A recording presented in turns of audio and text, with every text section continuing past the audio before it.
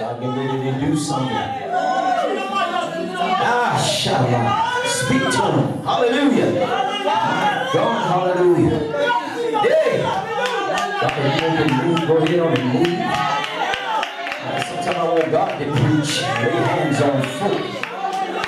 Amen. Hallelujah. Thank you, Jesus. Hey, Lord. Do it. I forever praise you. Give you the glory and the honor. The book of Philemon.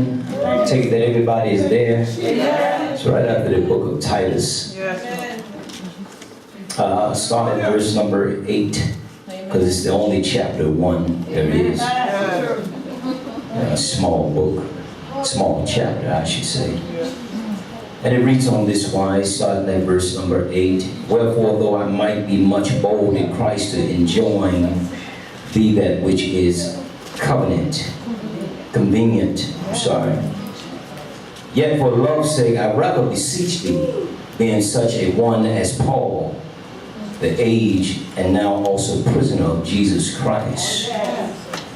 I beseech thee for my son Onesimus, whom I have begotten in my bonds, which in the time past was to thee unprofitable, but now profitable to thee and to me, whom I have sent again. Thou therefore receive him that is mine own bowels, whom I would have retained with me, that in thy stead he might have ministered unto me in the bonds of the gospel. But without thine mind would I do nothing, that thy benefit should not be as it were necessity, but willingly. For perhaps he therefore departed for a season, that thou shouldest receive him forever. Not now as a servant, but above a servant, a brother beloved, especially to me, but how much more unto thee, both in flesh and in the Lord. If thou count me therefore a partner, receive him as myself. If he have wronged thee, or owed thee aught, put that on my own account. Pray with me, if you will, at this time. Father, I stretch my hands to thee in the sight of your people. My transgressions may have come up before thee, and I don't even know it. Oh God, blot out my sins now. Oh God, that my voice may not be heard, but your voice be heard. Yes, Lord. Let them hear this word. Let it penetrate their hearts. Let it turn the way that it need to turn. In spite of the enemy and all of the things that the enemy choose to do and how he choose to do it. God, I speak life where there's death. Let somebody live in your presence. Oh God, and I thank you now. Send an angel in this place. Like the minds of the people, oh God. Hallelujah. Let us just give you a praise today, a worship. Touch somebody's heart, oh God. Change it. We're forever careful to give you the praise. Hallelujah. Let the church give him a 30-second hand praise.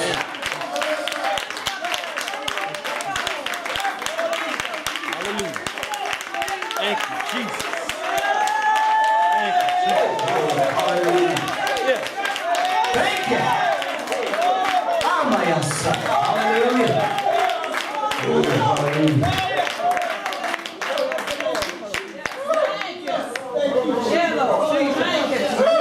I'm going to use for a topic this morning, interceding for you with a letter. Interceding for you with a letter. Jesus. I had spoke from this passage before, a while back.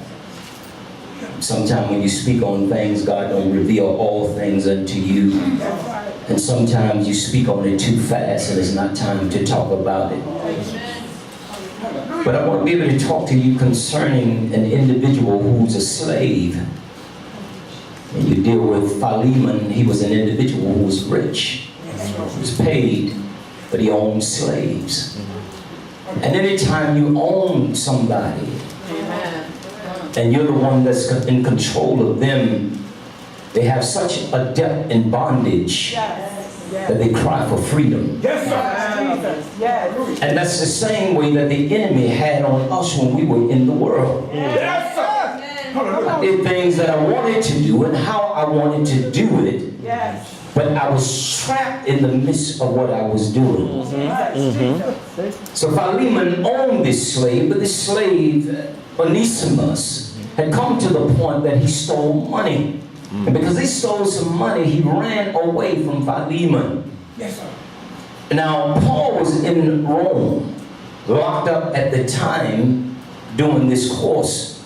And because Paul is the writer of Philemon, he wants to address a letter, but he don't know he's going to address a letter just yet. Sometimes your life is so jacked up that you know somebody without knowing them first. Sounds crazy. In other words, God already knows them, but he's sending you to a place that you'll get to know them. That's right. That they'll get to know you in your circumstance. So Onesimus takes off and he runs to Rome while Philemon is in Colossus. And because now Paul and them, they travel there and they build churches and things of that nature, they're dealing with an individual who's enslaved. Rome always had slaves. And this thing kind of puzzled me when I read it. I said, well, Jesus came, he died, he resurrected, he gave the Holy Ghost. Why aren't they free? Who the Son set free is free indeed. Amen. So it comes to the point where this individual belongs to someone, but yet he runs away, and where he runs to, he don't realize he's running into a heavy hitter. The heavy hitter is Paul, one who is locked up. And yet, though they begin to engage in conversation, and Paul didn't dwell on his sin, he dwelt on the fact that how he could be saved. Yes, sir. Oftentimes, we meet individuals, we want to talk about their sin instead of telling them how to be delivered. Yes. Oh, so I find myself sometimes withdrawing from individuals who already think they know the word. I don't want the people who know the word. I want the individuals that don't know, because I want to be a powerful witness. Yes. And I'm trying to help you get out of something that already have you enslaved to it. And so now, Onesimus, he's talking with Paul, and because he's talking with him, Paul imparts something in him. He imparts a seed, and the seed develops quickly and it grows. In other words, Onesimus was already good ground that he could sow into it. Because he sowed into it, he got saved. And because now he get delivered, you got to think to yourself, I get delivered, but now you want to address a letter to send me back from whence I came. Are you kidding me? My God. What point do I need to go back into where I came from? Well, why would you send me back to something that enslaved me and kept me boggled down and kept me trapped? Well, think about it for a moment. If God sends you back to something, you better believe he'll equip you with power, which you came out of. I didn't come to, in other words, to resurrect it. I came to break it up. Oh, Amen. God. Because now Philemon is the one in whom now Paul also had witnessed to. Philemon was on fire for God. He had forgotten all about slavery and the mentality of it. He did more work in the kingdom than anybody else. But now Onesimus didn't know this, but yet now Paul is dealing with him and saying, in other words, I'm going to intercede with you with a letter. Sometimes we got to get on the email and intercede by email with somebody just to talk to them through letter. Don't you know that God will consecrate the letter and anoint it? That when they read it, it'll open up the heart of the individuals and say, receive him back where he needs to be, in a place not now as a slave, but as a brother or a sister. Oh my God. Too many of times we don't see each other as brothers and sisters the way that we should. We see them as a problem because they're stuck in their sins. God don't maybe want to deliver just yet. You won't be the individual that deliver. God will. All you gotta do is let them keep coming. God keep working on their hearts, and he will change in the time that he needs to change it. Don't you worry about it and get all looped up and get in a clique with somebody and start talking about individuals. It's not going to help you. The same words that linger in the atmosphere shoots back, and it begins to flow out of your spirit, and you become what you spoke. Might as well tell the devil, shut up. Because this is the reason why we have the issues that we have even in the church. My God, if you notice, this world was a dominant male world. But Jesus now was so cunning and so crafty and smart. And I don't mean that in a bad way. He's God. And men were so dominant now. But guess what? Jesus, when he spoke to the women. Yeah. He turned some things around for the women because the men thought they were men. In other words, they thought they were all that. And God said, I turn around. Look around you. They got their own homes, got their own transportation. God has set them free and they've come to God to get what they need. Guess what? And if you don't be careful enough, you'll hear them speaking the word of God. Oh my God. And then God had a nerve, the audacity. In other words, folks who think they're holier than thou. In other words, you see individuals like that. They think they're a little holier than you are. In other words, I don't sin. The devil is a liar. You sinning right now, thinking you calling God a liar because you're saying you don't sin. So God didn't deal with the hypocrites. He went and ate with a bunch of sinners. He sat among the sinners and ate with them while they're looking at him. My God, trying to call him a curse. You can't call him a curse. You curse yourself. Dealing with prejudice, folks. Folks that discriminate you against you even on the job. You know who they are, my God. There's so much prejudice stuff going on. They try to act like they ain't prejudiced. They show themselves to be prejudiced. But guess what? God would have dealt with the Samaritans. Guess what? You ain't got to deal with my own kind. Guess what? I deal with those in whom I don't know. Poor Onesimus is running now. He's running. He's dealing with certain individuals. And his past is haunting him because what he stole. Don't you know Philemon got plenty?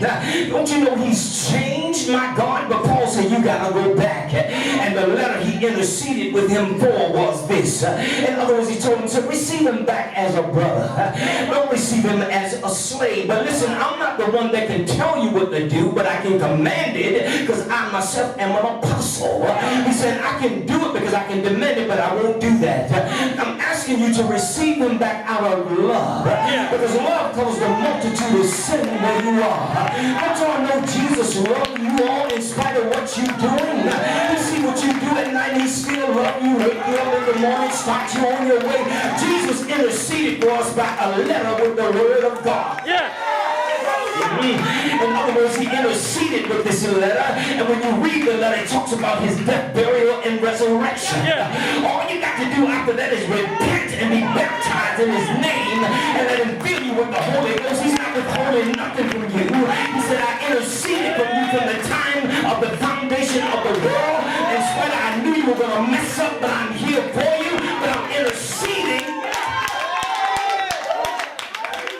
It must be the hair. It must be the hair. My God. But don't you know that God is good in spite of where we are? Don't you know he still loves you? Take your mind off the thing that you have done. Take your mind off of worldly stuff. Put your head in this book and read sometimes. And God will give you a word to adjust to the way that you feel. When you come up out of the word, there's a joy.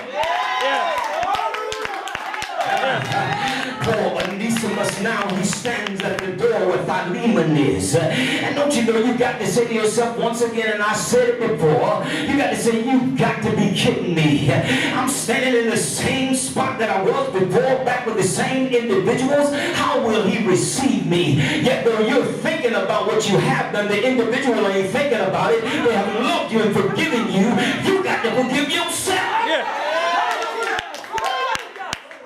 Some of you need to go back to some individuals and apologize and say, I'm sorry because of the way I thought about you and how I treated you. My God, I am sorry the way that it is. Some of your, watch this, some of your blessings are being held up because you won't repent. You need to repent. Just go back and get it straight. Some stuff you get straight, God said, okay, I can bless you now because you have gotten that off your chest. Don't you know when you change, my God, and you really repent and get it right, don't you know you develop and grow? I'm a forever growing flower. Sometimes the leaves break off me sometimes, but sometimes I ain't doing all the things right. Sometimes my wife got to point out some stuff to me and show me some stuff, my God. I ain't hard-headed. I look and I listen, because if God using me, He's using her to tell me some things that have helped me along the way to grow.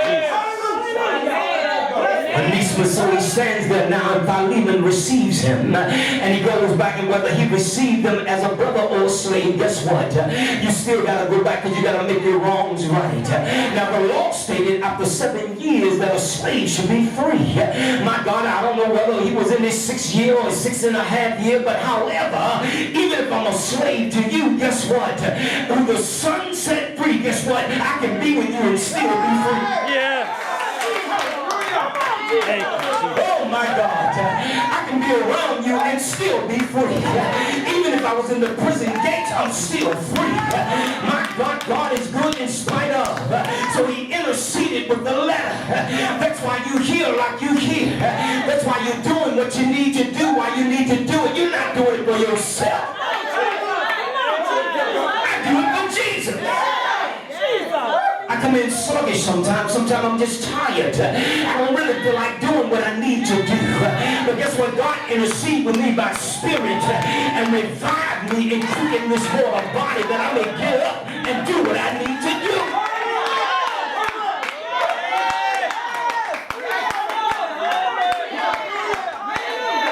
All you gotta do is hold on a little bit longer. And your blessing coming.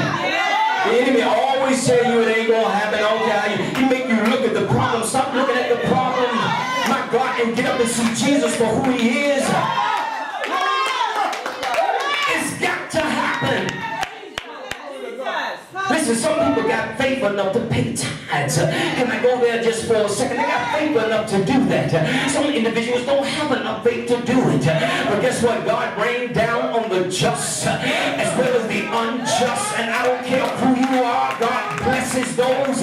My God, in spite of whether you gave or you have not given, it's not about your money. It's about your soul.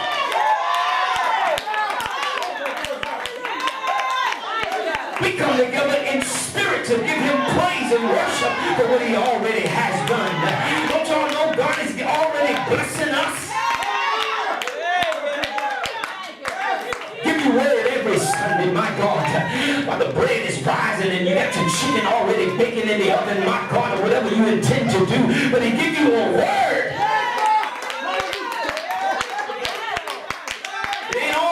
That I feel good that I want to go and sit back and read. Sometimes I'm in there nodding and reading at the same time, my God. But guess what? God embedded in me, my God, give me enough strength to get up. I'm not enslaved to what I used to do. I'm a free man, my God, to preach the gospel of Jesus Christ.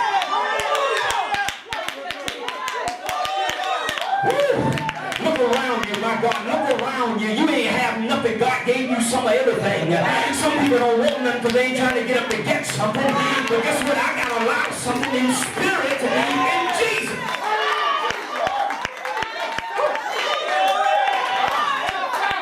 Feel this thing this morning, my God. Y'all blessed. Y'all so blessed. Y'all see, I can feel the blessing on y'all.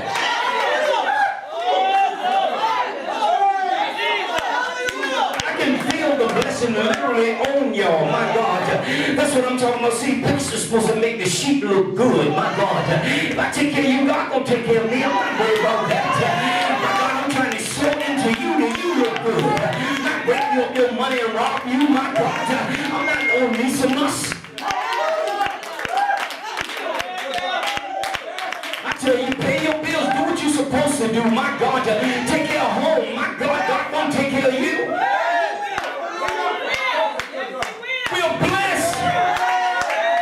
Interceded with the letter.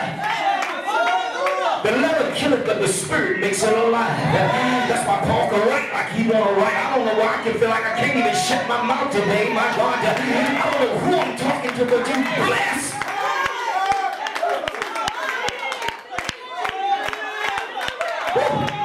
You're blessed like you're blessed. People always think it's in the wealth. It ain't in the wealth, it's in the spirit. Not by power, not by might, but by my spirit, saith the Lord. Somebody need prayer. Come on, I pray with you. get this mic out of my hand, but it's feel like it's locked, cocked, and ready to do something with it.